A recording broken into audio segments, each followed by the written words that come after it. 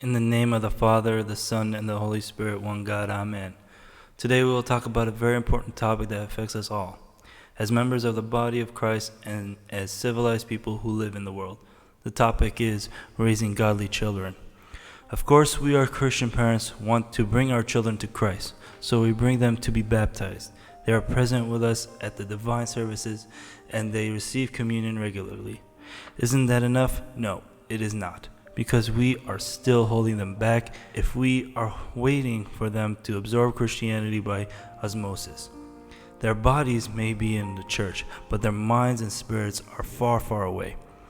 They come to the presence of the Lord, but they do not know where they are or who He is. Their boredom and restlessness should tell us this, but unfortunately, we often render ourselves oblivious to the messages that the children are sending us, and instead we hand them our cell phones and toys inside the church, just so that they can stay quiet. Yes, we all see it. We ignore their behavior, hoping that this is merely a youthful ignorance, and that time will take care of the problem. In fact, it will. When they are older, these children will leave the church, a church of which they have never been made to feel a part of. They will leave and will be answerable to God for their departure. We have a responsibility to our children, and to meet that responsibility, we must stop listening to worldly wisdom and listen instead to eternal wisdom. The world tells us to indulge our children and make sure that they are never uncomfortable or unhappy. If they heed this kind of philosophy, we will feed our children nothing but egos and starve their souls. We are afraid to allow our children to suffer a temporary aggravation for the sake of theirs. The world has taught us to have no confidence in our ability to teach and discipline our own children. We want teams of child psychologists to approve our every action, and we fear losing the love of our children every time a conflict arises. Even when we are willing to admit the church into our child's raising, we have a tendency to want to hand over all of our responsibilities to some hapless individual who at least tries to teach Sunday school sessions during the divine liturgy.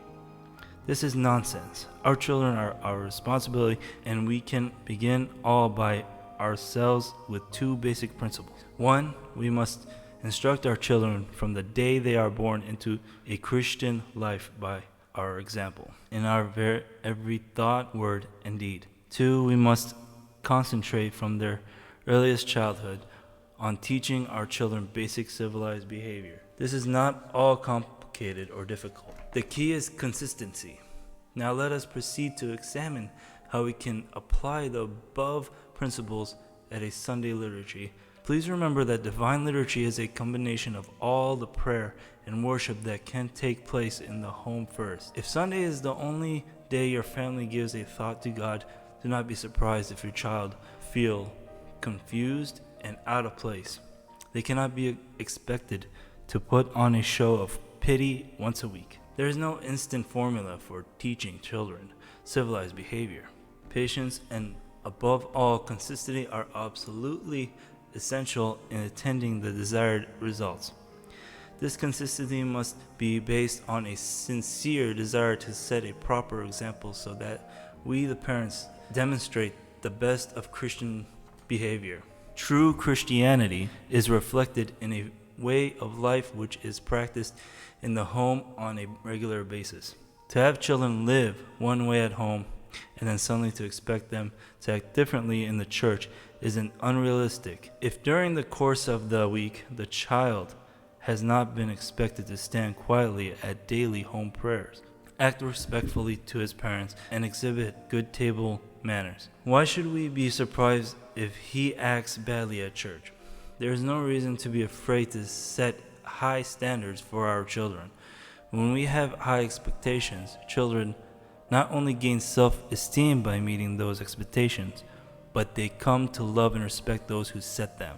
We as parents want the house of God to be a place of awe and mystery, not a house of play and keep them busy. Though young children may have difficulty being attentive during long services or understanding what these services mean, They yearn to be taught and naturally seek to understand nothing for which their parents show a deep reverence to. Because we know how good our children can pick up things that the parents do or say, don't we?